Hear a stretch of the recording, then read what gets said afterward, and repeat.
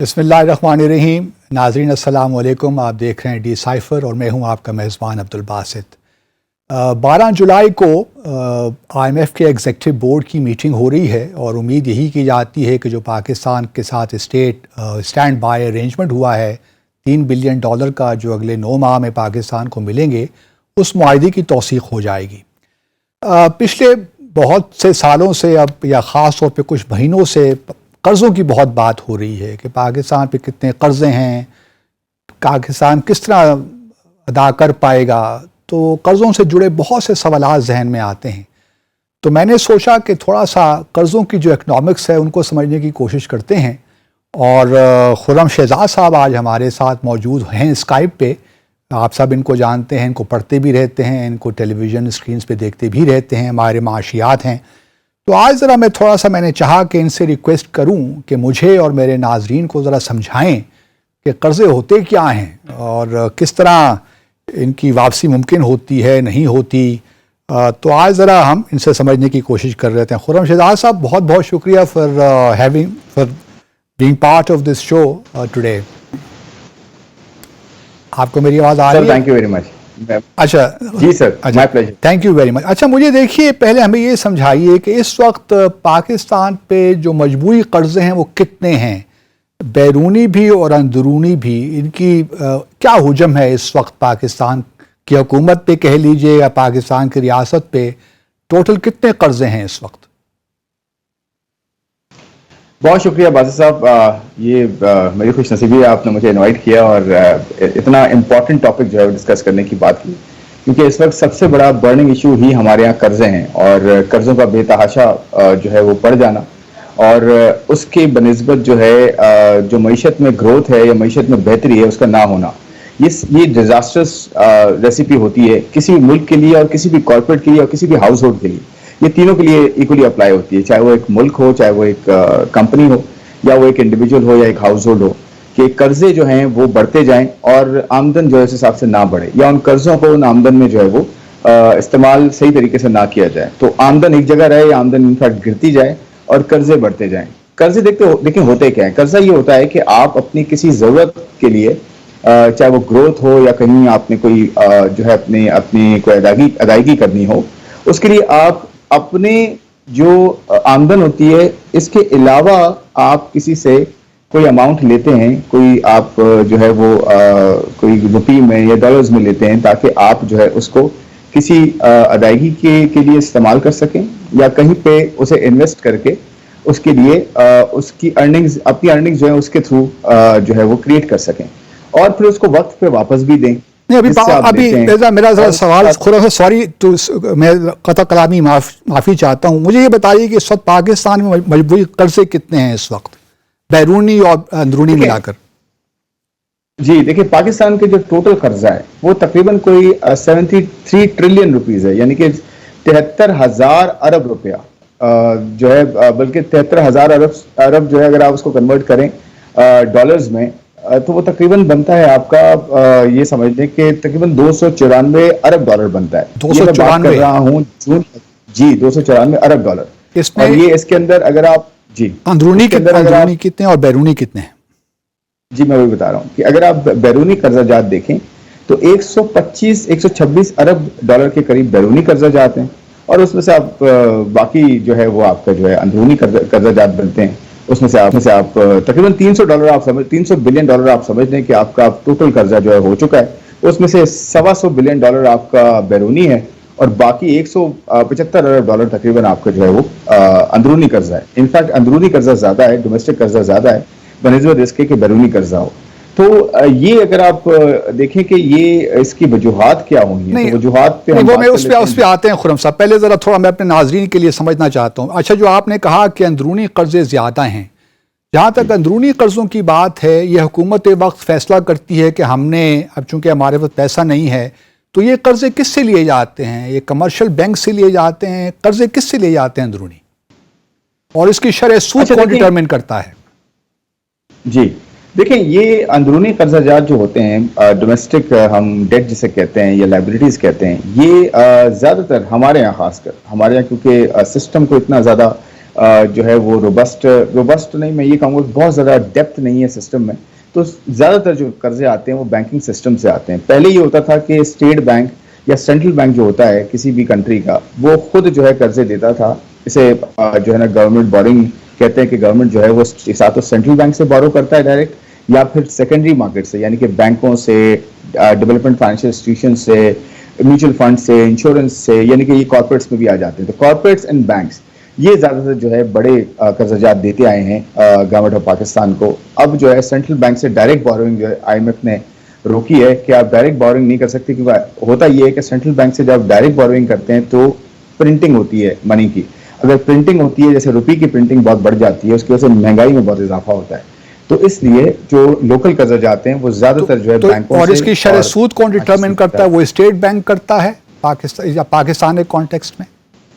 جی دیکھیں، ہوتا یہ ہے کہ پوری دنیا میں ایسی ہوتا ہے کہ جو سینٹرل بینکس ہوتے ہیں وہ شرح سود ایک حد تک جو ہے وہ رکھتے ہیں، جب ان کو لگتا ہے کہ جو پرائس ہے پیسے کی یا روپی کی یا جو بھی کرنسی ہوتی ہے اس کی جو قیمت ہے وہ شرح سود کہلاتی ہے. اس قیمت کو اوپر نیچے کرنے سے اس منی کی یا اس پرائس کی یا اس کرنسی کی اوپر نیچے ہونے سے اس کی ڈیمانڈ سپلائی میں اضافہ یا کمی ہوتی ہے. اس لیے وہ شرح سود کو اوپر نیچے کرتا ہے. تو سینٹرل بینک شرح سود کا ایک بینچ مارک دیتا ہے کہ جی مثال کے طور پہ آج شرح سود 22% ہے. تو بینکس کیا کرتے ہیں کہ اس 22% کو بینچ مارک لیتے ہیں منیمم، پھر اس کے اوپر اپنا ایک اسپریڈ لگاتے ہیں جو اپن کا ایک پروفٹ ہوتا ہے. وہ 2%، 3%، 4%، 10%، 15% جو بھی ہوتا ہے بورور کے حساب سے، وہ اس پہ قرضہ اپنا اسپریڈ ایڈ کرتے ہیں اس شرح سود پہ، اور پھر وہ آگے جو ہے وہ. تو یہ بینک ٹو بینک اس میں فرق ہو سکتا ہے؟ بالکل ہو سکتا ہے، کیونکہ ہر بینک کی کاسٹ الگ ہوتی ہے. اس کے بعد ڈپازٹس ہوتے ہیں، ڈپازٹس کی کاسٹ الگ ہوتی ہے. جو بینک جو ہوتے ہیں وہ لوگوں سے پیسہ لیتے ہیں، اپنے بعد ڈپازٹس میں رکھتے ہیں، اور وہ پھر آگے جو ہے وہ قرضوں کی صورت میں یا تو کارپوریٹ سیکٹر کو دیتے ہیں، یا پھر وہ گورنمنٹ کو دیتے ہیں، یا پھر انویسٹ کرتے ہیں ڈفرینٹ جو ہے وہ انسٹرومنٹس میں. اچھا، تو ابھی میں آپ کو بتاتا ہوں. جی، اندرونی قرضوں میں گورنمنٹ کے پاس کتنا ایک اسپیس ہوتی ہے کہ وہ نہ دے یا ری شیڈیول کرے ان کو as compare to external date? جی دیکھیں، بالکل گورنمنٹ کے پاس یہ لیوے ہوتا ہے، یا یہ کہہ لیں آپشن ہوتا ہے کہ وہ قرضوں کو نہ دے، یا قرضوں کو ڈیلے کر دے، یا قرضوں کو ریسٹرکچر کر لے، یا کہے کہ جی کچھ عرصے تک جو ہے قرضے میں نے اگر ایک سال میں 1 ارب روپیہ دینا ہے، میں مثال دیتا ہوں کہ 1 سال میں 1 ارب دینا ہے، تو میرے پاس ابھی 1 ارب روپیہ نہیں ہے، تو 2 سال میں کر لیں. شرح سود اگر 10% میں دے رہا ہوں تو 10% نہیں ہے، آپ اس کو 8% کر لیں. یہ آپشن ہوتا ہے گورنمنٹ کے پاس، لیکن یہ رسکی آپشن ہوتا ہے، کیونکہ اس سے گورنمنٹ جو ہے اگر اپنے وقت پہ قرضہ نہیں واپس دیتی، چاہے وہ بینکنگ سسٹم ہو، اندرونی یا فائنینشیل سیکٹر ہو یا کارپوریٹ ہو، تو وہ ڈیفالٹ کے زمرے میں آ سکتا ہے. لیکن یہ ہو سکتا ہے کہ ڈیفالٹ کرنے سے پہلے خود جو ہے گورنمنٹ جائے فائنینشیل انسٹیٹیوشنز کے پاس اور کہے کہ جی دیکھیں بہت زیادہ جو ہے برڈن آ رہا ہے، اور بہت زیادہ میرے پاس قرضے ہیں، میرے پاس نہ ٹیکس نہیں ہے، یا میرے پاس اتنے خرچے بہت زیادہ ہیں تو میں واپس نہیں دے سکتا وقت پہ. تو آپ یہ کریں کہ ابھی سے ہی اس کو سافٹ کرنا شروع کر دیں، جو واپسی ہے قرضوں کی. مثال کے طور پر ان کے انٹرسٹ ریٹ کو تھوڑا کم کر دیں، ان کی مدت کو بڑھا دیں، تاکہ گورنمنٹ کے پاس ایک روم مل جائے، ایک پیریڈ مل جائے جس میں وہ اپنے قرضوں کو آرام سے واپسی دے سکے. اچھا، جہاں تک اب بیرونی قرضوں کی بات ہے، ذرا ہمارے ناظرین کو بتائیے خرم صاحب کہ اس میں انٹرنیشنل فائنینشیل انسٹیٹیوشنز کا کتنا قرضہ ہے اور بائیلیٹرل قرضہ کتنا ہے، اگر آپ ہمیں بتا سکیں. پہلے تو میں آپ کو ایکسپلین کر دیتا ہوں کہ بائیلیٹرل، ملٹی لیٹرل اور کمرشل ڈیٹ میں فرق کیا ہوتا ہے. یہ 3 طرح کے زیادہ تر جو ہے وہ قرضہ جات ہوتے ہیں. پہلے میں کہتا ہوں کہ ملٹی لیٹرل جو ہے وہ کیا ہوتا ہے. ملٹی لیٹرل میں آپ کے یہ جو بڑے انسٹیٹیوشن ہوتے ہیں، ورلڈ بینک ہو گیا، ADB ہو گیا یعنی کہ Asian Development Bank, Islamic Development Bank ہو گیا، ایشین انفراسٹرکچر ڈیولپمنٹ بینک ہو گیا، IMF ہو گیا، یہ سارے ملٹی لیٹرل میں آتے ہیں، اور ان سے قرضہ دار آپ کے چلتے رہتے ہیں، وقتاً فوقتاً ہیں، دوبارہ واپس دیتے ہیں. پھر میں آتا ہوں بائیلیٹرل پہ کہ بائیلیٹرل کیا ہوتا ہے. بائیلیٹرل ہوتا ہے کہ آپ کسی ایک پارٹی کے ساتھ قرضہ جو ہے لیتے ہیں. مثال کے طور پہ پاکستان چائنا سے قرضہ لیتا ہے، پاکستان سعودی عربیہ سے قرضہ لیتا ہے، پاکستان عرب امارات سے جو ہے قرضہ لیتا ہے، قطر سے قرضہ لیتا ہے. تو یہ جو ہے بائیلیٹرل آتا ہے، یعنی کہ یہ کنٹری ٹو کنٹری ہے. پھر میں آتا ہوں کمرشل لونز پہ. کمرشل لونز یہ ہوتے ہیں کہ آپ ایک طریقے کا ایک کاغذ ایشو کرتے ہیں انٹرنیشنل مارکیٹ میں کہ جی میں 6-7% ڈالر پہ آپ کو جو ہے نا ریٹرن دوں گا ہر سال، آپ مجھے $1 ارب جو ہے قرضہ دے دیں. تو اسے کہتے ہیں کمرشل ڈیٹ، بانڈ جسے کہتے ہیں. اسی طرح پرائیویٹ بینکوں سے بھی قرضہ لیتی ہے گورنمنٹ آف پاکستان. مثال کے طور پر چائنیز بینک سے لے لیا، اماراتی بینک سے لے لیا یا امریکن بینک سے لے لیا, سنگاپور چلے گئے, تو انہیں بھی کمرشل ڈیٹ میں جو ہے وہ کاؤنٹ کیا جاتا ہے. اب میں آتا ہوں کہ اس کا حصہ کتنا ہے پاکستان کا جو کمرشل ڈیٹ ہے اور بائیلیٹرل ڈیٹ ہے اور ملٹی لیٹرل ڈیٹ ہے. ملٹی لیٹرل ڈیٹ تقریباً جو ہے وہ 40% کے قریب جو ہے پاکستان کا آن ایوریج ہے. اسی طرح سے اس پہ جو ملٹی لیٹرل ہے خرم صاحب, اس پہ شرح سود تقریباً کتنی ہے؟ جی پہلے میں آپ کو یہ بتاتا ہوں کہ اس کا بریک اپ کتنا ہے. ملٹی لیٹرل کا جو بریک اپ ہے, یعنی کہ $100 اگر ہیں تو $100 کے اندر تقریباً کوئی 40% حصہ ملٹی لیٹرل کا ہوگا, IMF, ورلڈ بینک, ان سب کا. اسی طرح سے تقریباً کوئی 40% حصہ 42% حصہ بائیلیٹرل کا بھی ہے, جس میں چائنا ہے, سعودی عربیہ ہے, یونائٹڈ عرب امارات ہے, اور اس طرح کے کنٹریز ہیں, جاپان ہے اور دوسرے کنٹریز ہیں. اور پیرس کلب بھی اسی طرح سے, ایک پیرس کلب ہے, اس کا بھی کچھ حصہ ہمارے پاس ڈیٹ کا ہے. تو یہ سارے جو ہے تقریباً یہ کہہ لیں آپ کہ 80 سے 85% حصہ یہ multi lateral and by lateral country کے ساتھ اور یہ بینکوں کے ساتھ ہمارا ہے دنیا کے بڑے. جو ریمیننگ پورشن ہے تقریباً کوئی 15% بنتا ہے, کوئی 12-15% کے قریب بنتا ہے, وہ یہی ہے. 7-8% ہم نے بانڈز ایشو کیے ہوئے ہیں, اور تقریباً کوئی 6-7% حصہ یہ جو پرائیویٹ بینکس ہوتے ہیں کنٹریز میں ڈفرینٹ, ان سے لیا ہوا ہے. تو ہمارا زیادہ تر جو حصہ ہے ملٹی لیٹرل بائی لیٹرل کا, وہ 85% اور اس سے زیادہ ہے, جو کہ ہمارا جو ہے وہ ان $100 کے اندر میں نے جو ایگزامپل دی اس کے اندر. اب شرح سود کی جب بات کرتے ہیں تو شرح سود میں والد صاحب ہوتا یہ ہے کہ جو ملٹی لیٹرل ڈیٹ ہے, یعنی کہ جو آپ ورلڈ بینک, IMF ان سے لیتے ہیں, یہ بڑے لانگ ٹرم ڈیٹ ہوتے ہیں, پروگرامز ڈیٹ ہوتے ہیں, پروجیکٹ لونز ہوتے ہیں بہت لمبے عرصے کے لیے, اور اس میں جو ہے نا ڈیولپمنٹ کے بھی بہت سارا اینگل ہوتا ہے. تو اس حساب سے اگر آپ دیکھیں تو شرح سود تقریباً کوئی 1.5 سے 2%, 3% کے قریب جو ہے وہ آن ایوریج جو ہے چل رہی ہوتی ہے. بنسبت اس کے جب آپ بائیلیٹرل کی بات کرتے ہیں کہ چائنا ہے, سعودی عربیہ ہے, UAE ہے, کیونکہ شرح سود اب بڑھ رہی ہے, تو یہ ہوتا یہ ہے کہ یہ آہستہ آہستہ مارکیٹ کی جو ریٹس ہوتے ہیں ان کے پاس آ جاتے ہیں. مثال کے طور پر ابھی جو ہے انٹرنیشنل مارکیٹ میں شرح سود جو چل رہی ہے وہ تقریباً 5% کے قریب ہے. تو آپ کو بھی یہ والے جو بائیلیٹرل ڈیٹ ہوتا ہے یہ شارٹ ٹرم بھی ہوتا ہے. دیکھیں جتنی ڈیوریشن کم ہوتی ہے, یعنی کہ جتنا عرصہ کم ہوتا ہے پے کرنے کا, آپ کو اس حساب سے ریٹ بھی زیادہ جو ہے وہ کوٹ ہوتا ہے, خاص کر یہ بائیلیٹرل کمرشل کا. لیکن جس طرح سے بہت لمبا عرصہ ہوتا ہے ویسے تو ریٹ بڑھنا چاہیے, لیکن کیونکہ پروگرام لونز اور پروجیکٹ لونز ہوتے ہیں ملٹی لیٹرل کے, ان کا قرضہ جو ہے وہ اس کا ریٹ کم ہوتا ہے. تو بائیلیٹرل کا تقریباً 5%, 6% کے قریب 5% کے قریب آتا ہے. جو ملٹی لیٹرل ہوتا ہے اس کا 2 سے 3-4% ہوتا ہے, ان کے لونز بھی بہت لمبے ہوتے ہیں اور ڈیولپمنٹ کا اینگل ہوتا ہے. پھر یہ کمرشل ڈیٹ ہوتا ہے, اس کا ریٹ سب سے زیادہ ہوتا ہے, کیونکہ یہ کمرشل ڈیٹ جو ہوتا ہے یہ بانڈ ہولڈرز ہوتے ہیں. دیکھیں کنٹریز کے ساتھ آپ کے ریلیشنز اچھے ہو سکتے ہیں تو اس کی وجہ سے ریٹ کم ہو سکتا ہے. ملٹی لیٹرل ایجنسیز کے ساتھ جیسے IMF, ورلڈ بینک, ان کے ساتھ آپ کے ایک ریلیشنز لانگ ٹرم چلتے ہیں تو ان کے ساتھ ریٹ اتنا زیادہ نہیں ہوتا. کمرشل کے ساتھ یہ ہوتا ہے کہ آپ کو کمرشل جو ہے نا وہ ٹرمز پہ جو ہے نا بوروئنگ کرنی پڑتی ہے, تو وہ 6-7-8% تک جاتا ہے. تو اس طرح سے آپ کا جو قرضہ ہے وہ ملٹی لیٹرل کا کم ڈیٹ قرضے کا سود ہوتا ہے, شرح سود بائیلیٹرل کا تھوڑی زیادہ ہوتی ہے, اور کمرشل کی جو ہے وہ سب سے زیادہ ہوتی ہے. اچھا, یہ جو اب 1-2 الفاظ ہم سنتے ہیں ری اسٹرکچرنگ اور رول اوور, اس میں ذرا فرق ہمیں بتا دیجیے, اس سے کیا مطلب ہوتا ہے؟ دیکھیں جو رول اوور ہوتا ہے نا, میں نے آپ سے مثال کے طور پہ $100 قرضہ لیا اور میں نے کہا کہ جی باسط صاحب میں آپ کو جو ہے نا 1 سال بعد یہ $100 پے کر دوں گا, اور آپ نے کہا ٹھیک ہے. تو 1 سال پورا ہوا, اس سے تھوڑا عرصہ پہلے میں نے کہا باسط صاحب ایک کام کرتے ہیں, کیونکہ آپ میرے جاننے والے ہیں اور بڑا آپ کے ساتھ ایک اچھا ریلیشن ہے, تو میں آپ سے کہوں گا باسط صاحب آپ ایک کام اگر کر لیں کہ مجھے $100 اور دے دیں, اور یہ جو $100 میں نے آپ کو دینے ہیں یہ اگلے سال آپ کے ساتھ میں $200 پورے آپ کو اگلے سال ری پے کر دوں گا.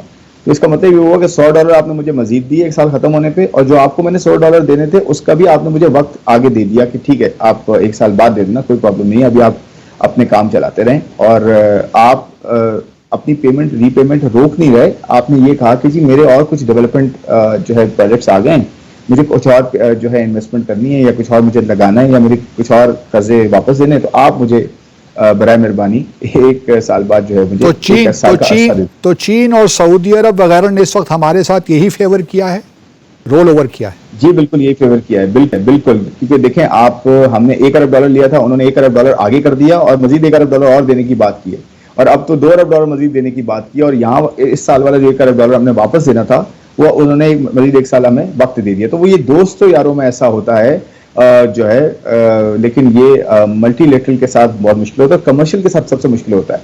کیونکہ کمرشل جو بورور ہوتا ہے وہ کہتا ہے جی آپ نے میرے ساتھ ایک وعدہ کیا، آپ اسی وقت کو مجھے دے ورنہ آپ ڈیفالٹ کر جائیں گے. اب میں آتا ہوں ریسٹرکچرنگ پہ.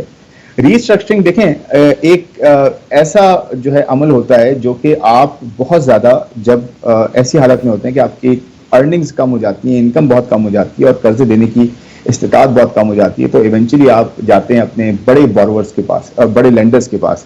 آپ کہتے ہیں کہ جی ایک کام کرتے ہیں، ہمارے پاس اب اتنی استطاعت نہیں رہی کہ ہم آپ کو جو ہے آپ کے قرضے واپس کر سکیں، تو آپ ایک دو کام اگر کر لیں کہ آپ قرضے اگر ہم نے آپ کو 5 سال میں دینے تھے آپ اسے 10 سال کر دیں یا 7 سال کر دیں، اور آپ کو شرح سود مثال کے طور پہ 5% دینی تھی، آپ بے شک جو شرح سود ہے وہ بڑھا لیں، وہ 6% کر لیں آپ، کیونکہ میں آپ سے وقت بھی مانگ رہا ہوں زیادہ.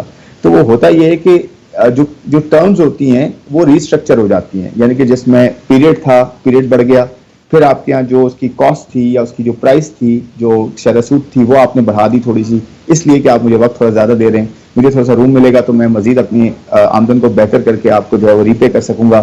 پھر اس میں اور بہت ساری شرائط ہوتی ہیں کہ جی کس طرح سے کیش فلو آئے گا، کیسے میں آپ کو ہو سکتا ہے جلدی بھی پے کر دوں لیکن ایک وقت مجھے دے دیں، ایک شرح سود اس کے ساتھ. اور یہ بھی ہو سکتا ہے کہ شرح سود کٹ کر دی جائے، شرح سود یہ کر دی جائے کہ شرح سود آپ کم کر لیں، اور ہیئر کٹ جسے کہتے ہیں کہ جی آپ شرح سود تھوڑی سی کم کر لیں اور اپنا انٹرسٹ کم کر لیں، اپنا سود کم کر لیں ہم سے، تو میں آپ کو کچھ سود تو دے سکتا ہوں لیکن 100% نہیں دے سکتا. لیکن پاکستان نے ابھی تک یہ آپشن نہیں استعمال کیا یا ریکویسٹ نہیں کی ملٹی لیٹرل فورمز کو؟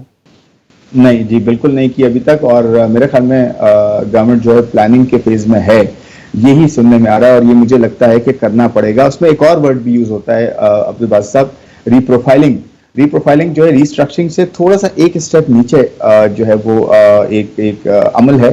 اس میں آپ یہ کرتے ہیں کہ آپ اپنا صرف ڈیوریشن بڑھا دیتے ہیں، اپنا جو وقت ہے وہ تھوڑا بڑھا دیتے ہیں کہ جی میں آج آپ کو پے نہیں کر سکتا، 1 سال 2 سال آگے دے دیں، 3 سال آگے دے دیں.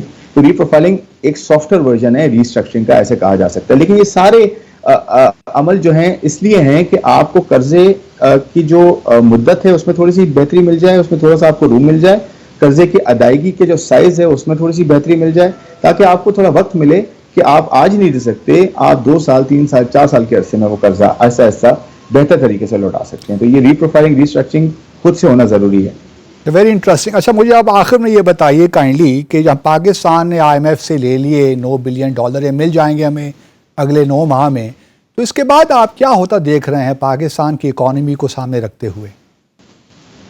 اچھا میں دیکھیں $3 بلین ہیں جو IMF کے ساتھ ایک شارٹ ٹرم جو ہے وہ برج فائننسنگ اسے کہتے ہیں کہ جی آپ کو ایک بڑا پروگرام لینا ہے نئی گورنمنٹ آنے کے بعد، اس سے پہلے آپ یہ کریں کہ کیونکہ آپ کا سروائیول تھوڑا مشکل ہوتا جا رہا ہے. کیونکہ میں آپ کو ایک نمبر دیتا ہوں عبدالباسط صاحب، اگلے 3 سالوں میں $92 ارب کی نیڈ ہے ہمیں، $92 ارب کی اگلے 3 سالوں میں.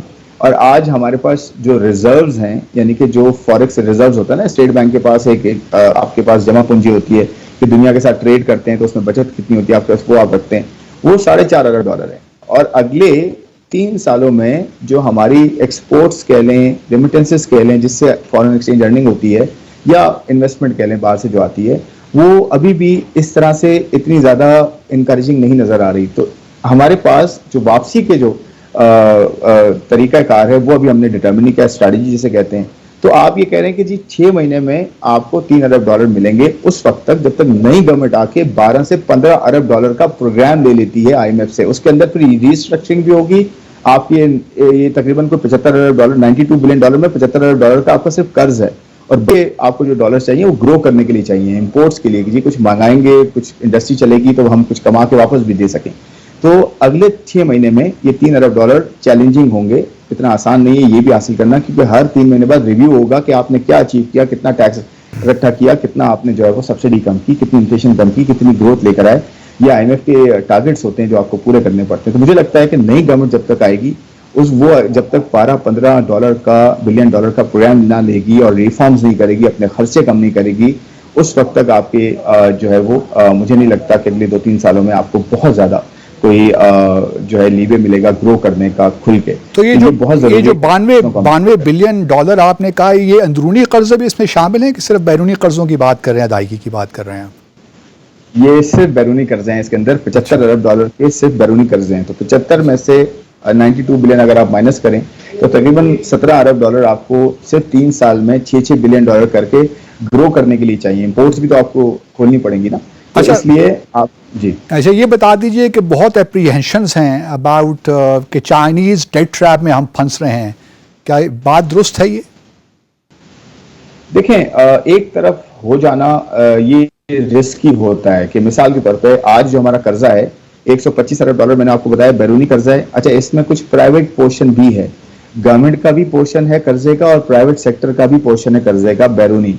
मैं आपको बताता हूँ, जो गवर्नमेंट का पोर्शन है $125 बिलियन में, बैरूनी वो 80% के करीब है, यानी कि आप $100 बिलियन ले लें। इस $100 बिलियन में सिर्फ चाइना का हिस्सा $30 बिलियन है। 30% हिस्सा अकेले चाइना को हमने देना है वापस आउट ऑफ $100 बिलियन। तो मैं ये कहता हूं, मेरा पर्सपेक्टिव ये है अब्दुल साहब कि आपका अपना प्रॉब्लम ये है कि आपने अपना डेट एक बहुत ज्यादा कर लिया है बनिस्बत आपकी इकोनॉमी के साइज के और आपके रिजर्व्स के, और रीपेमेंट कैपेसिटी जो होती है वापस देने की सलाहियत वो आपने क्रिएट नहीं किया। आपने कर्जा बहुत ज्यादा लिया और एक कंट्री से ज्यादा कर्जा ले लिया, तो उसका कसूर कम है कि जी वो डेट ट्रैप में हमें फंसा रहा है। हमारा कसूर ज्यादा है क्योंकि हमने रिलायंस डेट पे बहुत ज्यादा कर लिया, उस कर्जे को उसको फायदे में कन्वर्ट नहीं किया। देखिए, बड़ा इंपॉर्टेंट पॉइंट है कि आप किसी से कर्जा लें, ये बहुत बड़ी अपॉर्चुनिटी होती है कि किसी के पैसों को इस्तेमाल करते हुए अपनी कैपेसिटी जो है वो बेहतर करें, अपनी आमदन बेहतर करें।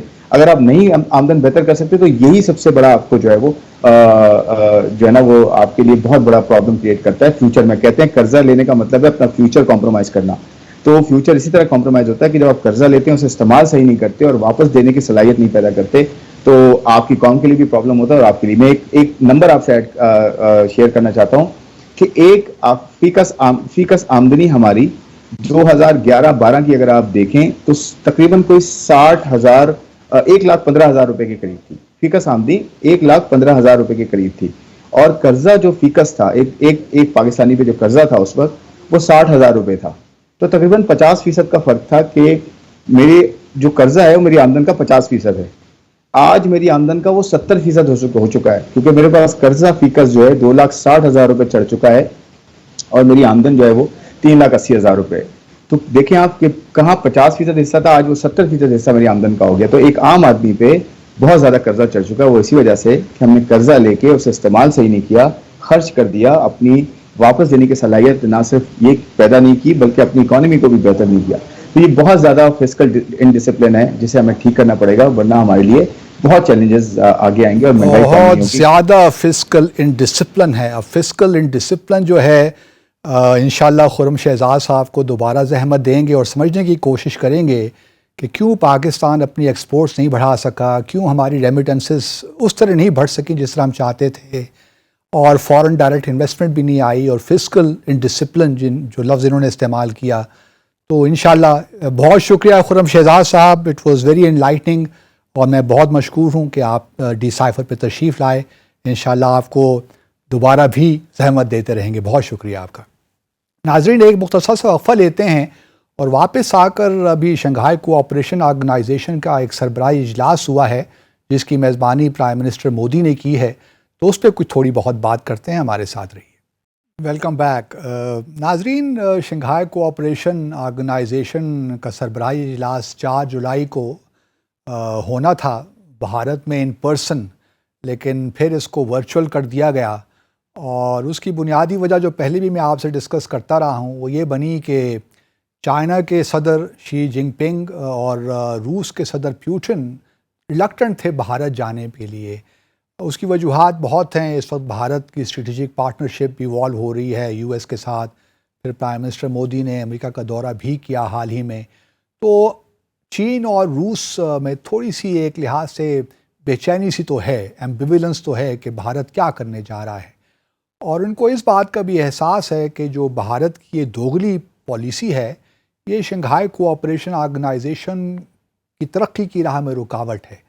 तो इसलिए जब भारत को ये महसूस हुआ और उन चीन और रूस की जानिब से कोई सही जवाब अभी नहीं मिला, तो उन्होंने कहा, फैसला यही किया कि फिर इसको वर्चुअल कर लेते हैं रादर देन इन पर्सन। तो 4 जुलाई को, और फिर दिन भी बड़ा ज़बरदस्त चुना जी, भारत ने 4 जुलाई जो कि अमेरिका का इंडिपेंडेंस डे है, उनका कौमी दिन है, तो उसी दिन भारत ने ये वर्चुअल समिट भी रखनी थी। अब जो समिट में ऑब्वियसली वज़ीर आज़म मोदी ने खिताब किया, पहला खिताब था उनका एज ए मेज़बान, تو اس خطاب میں انہوں نے بہت سی ایسی باتیں کی جو مجھے تو بڑا حیرانگی مجھے اس پہ ہوئی.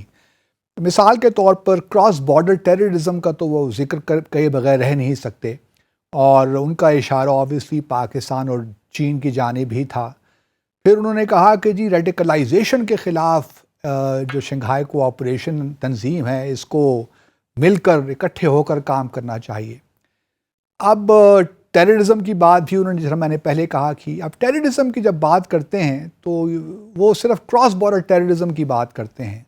وہ یہ بھول جاتے ہیں کہ بھارت جو اس وقت ریاستی دہشت گردی کر رہا ہے آفٹر آل، خاص طور پہ مقبوضہ جموں اور کشمیر میں، اس کا جواب کون دے گا؟ جو بھارت نے 8 سے 9 لاکھ اپنے سیکیورٹی فورسز وہاں ڈپلوائے کر رکھی ہیں، جہاں پہ کالے قوانین نافذ ہیں، جہاں پہ انٹرنیشنل ہیومن رائٹس آرگنائزیشن کے ڈاکومنٹس ہیں، طویل رپورٹیں ہیں جس میں یہ بتایا گیا ہے کہ کس طرح بھارت مقبوضہ جموں اور کشمیر میں انسانی حقوق کی پامالی کر رہا ہے. تو اس کا جواب کون دے گا؟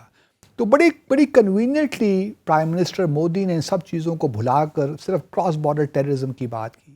اور چلیے کراس بارڈر ٹیررزم کی بات بھی اگر کر لیں تو کمانڈر کلبھوشن جادیو کی گرفتاری جو مارچ 2016 میں ہوئی، اس کا جواب کون دے گا؟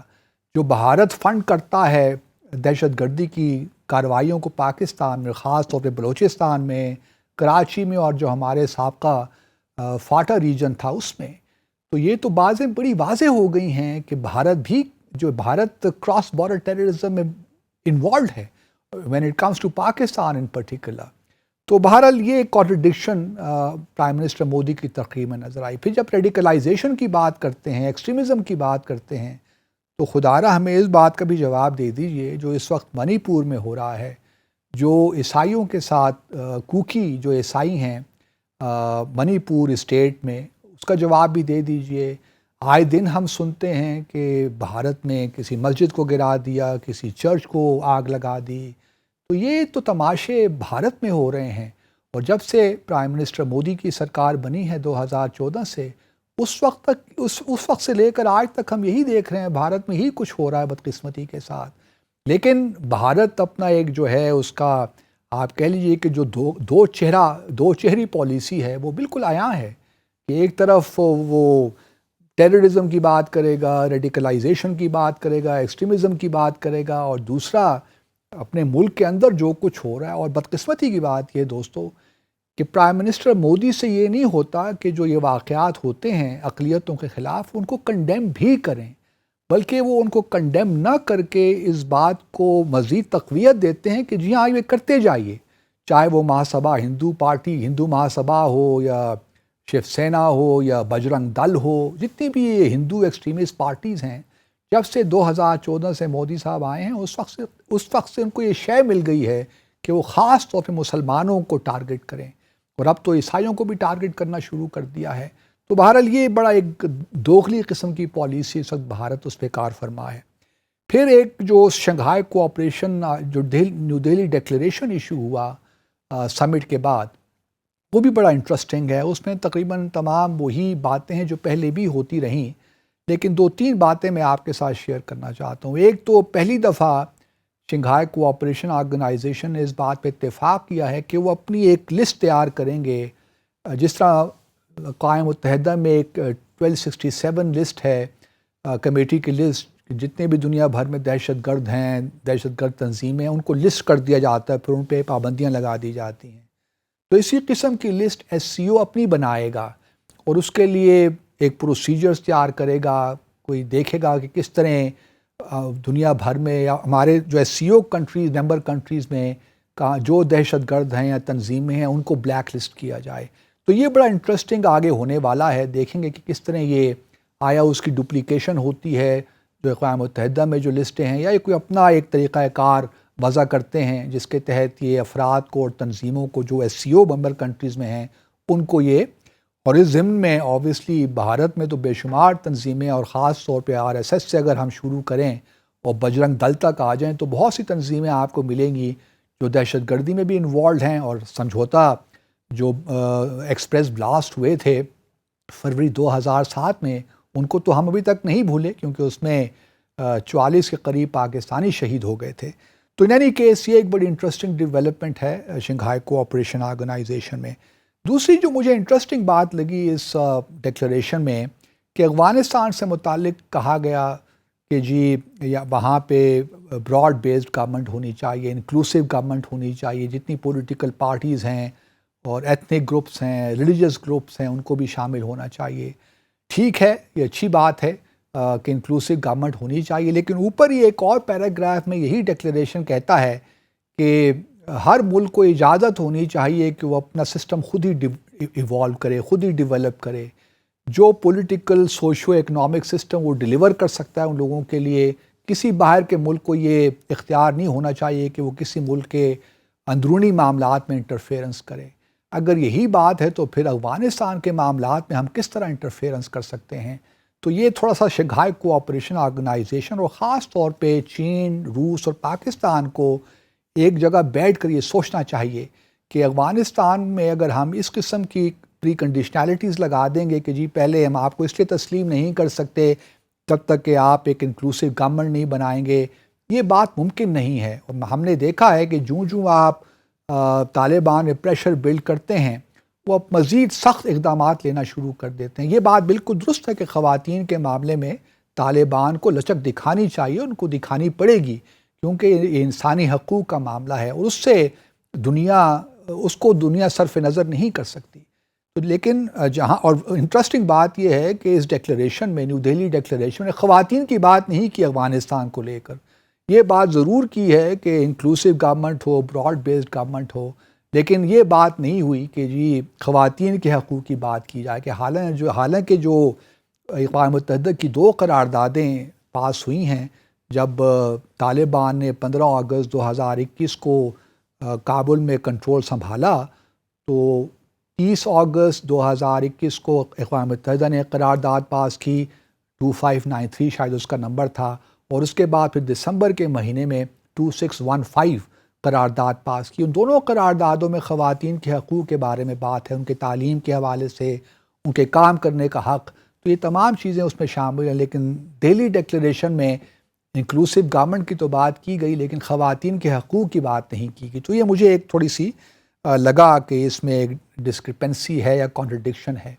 تیسرا جو امپورٹنٹ ایسپیکٹ یا پوائنٹ اس ڈکلیریشن میں ہے وہ BRI کے بارے میں ہے, بیلٹ اینڈ روڈ انیشیٹو. آپ جانتے ہیں, اگر آپ نے اس دن کی کارروائی دیکھی ہو شنگھائی کوآپریشن آرگنائزیشن سمٹ کی, تو ہمارے پرائم منسٹر نے ذکر کیا سی پیک کا اور BRI کا, لیکن پرائم منسٹر مودی نے یہ کہا کہ جی ٹیریٹوریل انٹیگریٹی اور ساورنٹی کا خیال رکھنا چاہیے.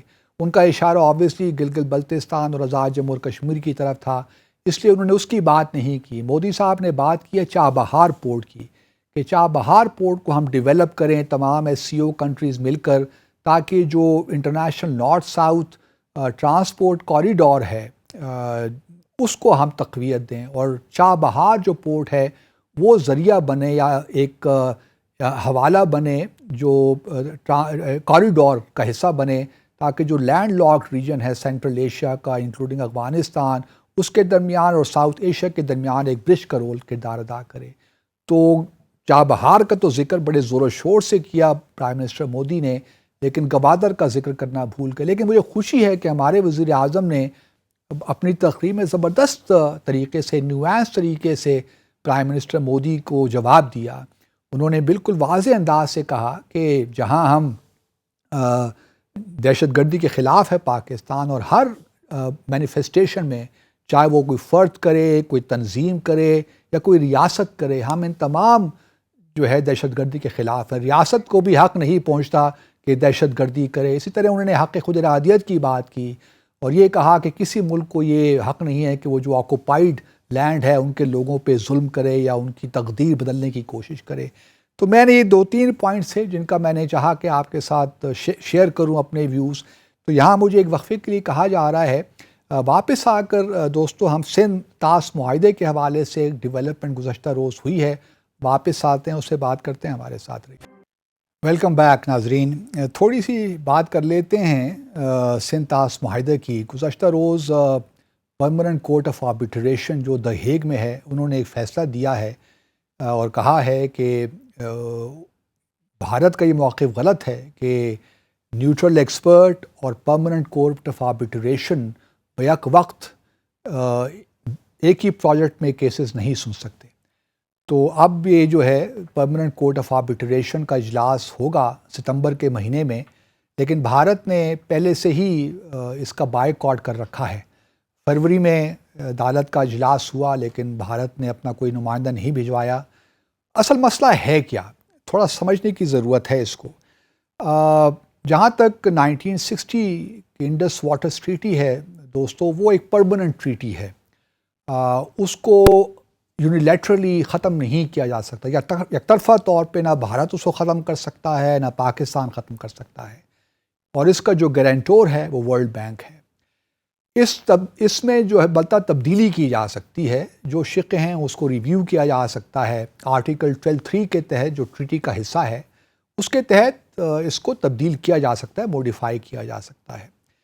لیکن جو ڈسپیوٹ سیٹلمنٹ یا ڈفرینس سیٹلمنٹ میکنزم ہے جو آرٹیکل 9 میں دیا گیا ہے اس ٹریٹی کے، وہ بڑا واضح ہے. ہم جانتے ہیں کہ بھارت نے بغلیار ڈیم سے لے کر اب خاص طور پہ 2 نئے ڈیم اب تو مکمل ہی ہو گئے ہیں، خاص طور پہ کشن گنگا اور رتلے ڈیم. کشن گنگا تقریباً آپ کہہ لیجیے 350 میگا واٹ کا پروجیکٹ ہے جو کہ جہلم ریور پہ بن رہا ہے، اور رتلے ڈیم جو ہے یہ تقریباً 850 میگا واٹ کا. جو کشن گنگا ہے وہ 330 میگا واٹ، اور جو رتلے ہے وہ ہے 850 میگا واٹ. یہ چناب ریور پہ بن رہا ہے. اب پاکستان بھارت کا معاملہ یہ ہے کہ وہ بر وقت ہم سے جو بھی پاور پروجیکٹس ہیں یا ڈیمز بن رہے ہیں ان کے جو ڈیزائن ہے بر وقت ہمارے ساتھ شیئر نہیں کرتا. یہ سارے جو کشن گنگا جو ہے یا رتلے فار دیٹ میٹر ہے، یہ 10-12 سال پہلے کے شروع ہو چکے ہیں، جب پاکستان نے بھارت کی توجہ اس طرف دلائی کہ بھئی آپ نے تو ہمارے ساتھ ڈیزائنز ہی شیئر نہیں کیے. جب ڈیزائن شیئر کیے تو وہ جو ٹریٹی میں اسپیسیفیکیشنز ہیں اس کے خلاف تھیں، تو ہم نے بھارت سے کہا کہ جی آپ اس کو ہمارے جو خدشات ہیں وہ دور کریں. بھارت لے تو لال سے کام لیتا رہا، اور اس سارے عرصے میں 10-11 سال گزر گئے اور کشن گنگا کا تو افتتاح بھی ہو گیا ہے بدقسمتی کے ساتھ. تو ہم معاملہ پھر لے کر گئے ورلڈ بینک کی جانب کہ جی آپ کوئی نیوٹرل ایکسپرٹ. اب اس میں 2 چیزیں ہیں، اگر کوئی انجینئرنگ کا ایشو ہے، ٹیکنیکل ایشو ہے، تو اس کے لیے یوزلی نیوٹرل ایکسپرٹ ایک انجینئر ورلڈ بینک اپوائنٹ کر دیتی ہے اور وہ اپنا فیصلہ سنا دیتے ہیں. اگر کوئی براڈر ایشوز ہوں جس میں انٹرپریٹیشن، ٹریٹی کی انٹرپریٹیشن کے معاملات ہوں، اس کی تشریح کے یا اس کی اپلیکیشن کے، تو پھر وہ جو پرماننٹ کورٹ آف آربیٹریشن ہے 7 ممبر بینچ وہ سنتا ہے اس کو. تو ہمارا خیال یہی تھا کہ نیوٹرل ایکسپرٹ جو ہے ان کا تو ایک لمیٹڈ مینڈیٹ ہے، تو یہ معاملات جو ہیں کشن گنگے کا کے اور رتلے کے، یہ جانے چاہیے عدالت میں، کورٹ آف آربیٹریشن نے. بھارت نے کہا کہ نہیں جی، کیونکہ ٹریٹی میں یہ ہے کہ پہلے آپ بائی لیٹرلی معاملات کو سالو کریں گے، بائی لیٹرلی نہیں ہوگا تو پھر یہ معاملات نیوٹرل ایکسپرٹ کو جائیں گے. اگر نیوٹرل ایکسپرٹ نہیں کر سکتا تو پھر یہ معاملات آخر میں کورٹ آف آربیٹریشن میں جائیں گے. تو ایک لحاظ سے گریجویٹڈ پروسیس ہے. پاکستان کا خیال یہ ہے کہ ایسی بات نہیں ہے کہ اگر نیوٹرل ایکسپرٹ کچھ معاملات کو دیکھ رہا ہے تو اسی وقت کورٹ آف آربیٹریشن اور معاملات کو نہیں دیکھ سکتی. ان کا مینڈیٹ ڈفرنٹ ہے، نیوٹرل ایکسپرٹ کا مینڈیٹ ڈفرنٹ ہے. تو اب جو معاملہ اس وقت گزشتہ روز دی ہیگ میں ڈیسائیڈ کیا گیا، وہ پاکستان کے موقف کی تائید کی گئی کہ یہ صرف نیوٹرل ایکسپرٹ کا جو ہے مینڈیٹ نہیں ہے، بلکہ یہ کورٹ آف آربیٹریشن بھی ان مسائل کو سن سکتی ہے. اب دیکھنا یہ ہے، کیونکہ بھارت نے پھر گزشتہ روز یہی کہا ہے کہ وہ اس کارروائی کا حصہ نہیں بنیں گے. اب سپٹمبر میں جو عدالت لگے گی تو بھارت اس میں شامل نہیں ہوگا. لیکن بھارت کا یہ وتیرہ رہا ہے کہ وہ انڈس واٹرز ٹریٹی کو وائلیٹ بڑے عرصے سے کر رہا ہے. اور آپ کو یاد ہوگا کہ 25 جنوری کو بھارت نے آرٹیکل 12(3) کے تحت ہی پاکستان کو ایک نوٹس بھی دیا، خط لکھا کہ جی آپ ہم کچھ اس کو ریویو کرنا چاہتے ہیں انڈس واٹرز ٹریٹی کو، تو آپ 90 دن کے اندر اندر ہمیں بتائیے. تو پاکستان نے بڑا ٹھیک جواب دیا کہ جی آپ اس طرح کیجئے کہ پہلے جو پرماننٹ انڈس کمیشن ہے وہاں آ کر بتائیے کہ آپ کے کیا کنسرنز ہیں، rather then we open the treaty itself. آپ پہلے اپنے کنسرنز تو ہمیں شیئر کیجئے کہ کیا کیا آپ امینڈمنٹس چاہتے ہیں، کیا ریویو چاہتے ہیں، تب ہم کنسیڈر کریں گے کہ آیا آپ کی بات درست ہے کہ نہیں. ایک بات میں یہاں اس مینشن کرنا چاہتا ہوں دوستو کہ بھارت کا چاہے وہ کشمیر کے معاملے میں بات ہو یا پانی کے معاملات میں بات ہو، بھارت ہمیں مثال کے طور پر کشمیر میں بھارت ہمیں کہتا ہے کہ جی یہ بائی لیٹرل ایشو ہے اور ہم اس کو بائی لیٹرلی سالو کریں گے، شملہ ایگریمنٹ کے تحت یہ بائی لیٹرل ہے. اب ہم جب بائی لیٹرل ان سے ڈسکس کرنا چاہتے ہیں تو وہ ایک طرف کہتا ہے کہ یہ ہمارا ٹوٹ انگ ہے، پاکستان کا تو کوئی لوکس اسٹینڈ آئی نہیں ہے. اب ہمیں کوئی سمجھا دے کہ اگر یہ بائی لیٹرل ایشو ہے اور دوسری طرف بھارت یہ کہتا ہے کہ اس میں تو ہم بات چیت ہی نہیں کریں گے کیونکہ اب تو یہ معاملات ختم ہو گئے ہیں، پاکستان کا کوئی لوکس اسٹینڈ آئے نہیں ہے، تو اب ہم کیا کریں؟ اسی طرح کرتے کرتے بھارت نے 5 اگست 2019 کو یہ اقدامات لے لیے. اسی طرح پانی کے مسئلے میں بھی بھارت یہی کہتا ہے کہ بائی لیٹرلی ہم ڈسکس کرتے ہیں، لیکن وہ بائی لیٹرل ڈسکشنز کو یا ٹاکس کو استعمال کرتا ہے کہ جو چیزیں اس نے کرنی ہوتی ہیں وہ کر گزرے اور پاکستان کو فیٹ کمپلی پیش کر دے. یہی اس نے کشمیر پہ بھی کیا اور یہی وہ پانی کے معاملے میں بھی کرنا چاہتا ہے. تو میں حکومت سے یہی درخواست کروں گا کہ ہر قدم بڑے سوچ سمجھ کے لیں، اور بھارت کی جو چالیں ہیں کہ ہمیں بائی لیٹرل انگیجمنٹ میں پھنسا دیتا ہے، وہاں الجھا دیتا ہے اور اپنا کام وہ زمین پہ کرتا رہتا ہے، تو اس سے ذرا ہمیں ہوشیار رہنا ہے. تو مجھے خوشی ہے کہ پاکستان کے مواقف کو کامیابی نصیب ہوئی ہے. ہم امید کرتے ہیں کہ سپٹمبر میں جو دا ہیگ میں پرماننٹ کورٹ آف آربیٹریشن کی کارروائی ہوگی اس میں پاکستان کے حق میں فیصلہ آئے گا، both Kishanganga power project اور رتلے پاور پروجیکٹ کے تحت. ناظرین آج کے لیے اتنا ہی، ہمیں اجازت دیجیے، کل انشاءاللہ 10 بجے شب آپ سے ملاقات ہوگی. اپنا خیال رکھیے، اپنے ارد گرد رہنے والوں کا خیال رکھیے.